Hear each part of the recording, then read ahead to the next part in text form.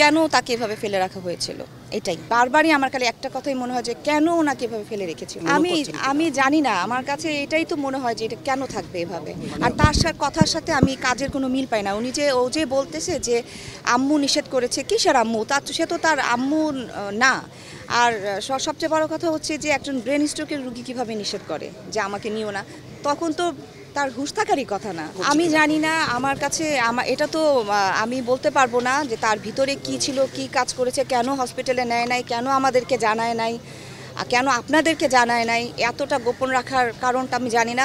তাকে যতজনই ফোন দিয়েছে সেই মুহূর্তে টুকটাক খবর পাওয়ার পরে, ইউনাইটেডে যখন ছিল তখনও অনেকে তাকে ফোন দিয়েছে, সে একটা কথাই বলতো যে সুস্থ আছে, ভালো আছে, সমস্যা নাই, এই কথাটাই বলতো। কেন সে লুকিয়েছে আমি আসলে জানি না, এটা আমি নিজেও জানতে চাই যে কারণটা কি। ট্রিটমেন্ট চলছে, খুব উন্নত চিকিৎসা বাংলাদেশে।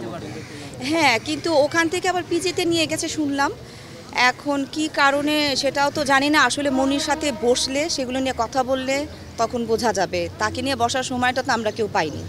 সবাই তো আসলে অঞ্জনা আন্টিকে নিয়েই দৌড়াদৌড়ির মধ্যে ছিল। আর ওনাকে দেখার পরে মানে বুকটা জাস্ট ফেটে গেছে, এই জন্য যে মানে এই যে দেখলাম ওনার লাশটা, মানে ওনার চেহারাটা যখন দেখলাম হসপিটালে, ওনার চেহারা এই অঞ্জনা আন্টি আর সেই অঞ্জনা আন্টি এক না।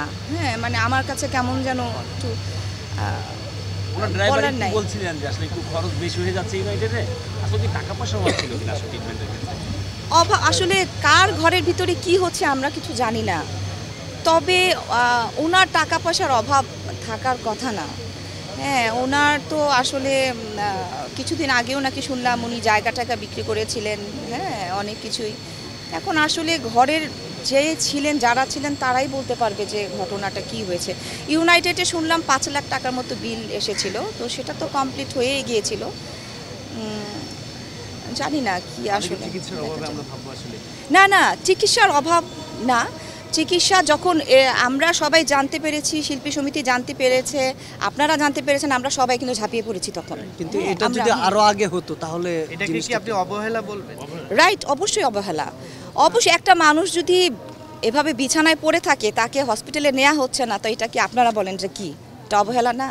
আসলে তদন্তর বিষয়টাকে একটু পরিষ্কার করবেন। তদন্ত কোনটা চাচ্ছে, কি চাচ্ছে, কেন তাকে এভাবে ফেলে রাখা হয়েছিল, এটাই, আর কিছু না। আমি এটাই জানতে চাই যে ওনাকে, আপনাদের মনেও এই প্রশ্ন, আমি জানি আপনাদের মনেও এই প্রশ্নটা যে উনি ব্রেন স্ট্রোকটা করার পরেও কেন এভাবে তাকে ফেলে রাখা হয়েছিল, কেন তাকে সময় মতো হসপিটালে নেওয়া হলো না, কেন আমাদেরকে জানানো হলো না, এটাই আমার, আর কিছু বলার নাই।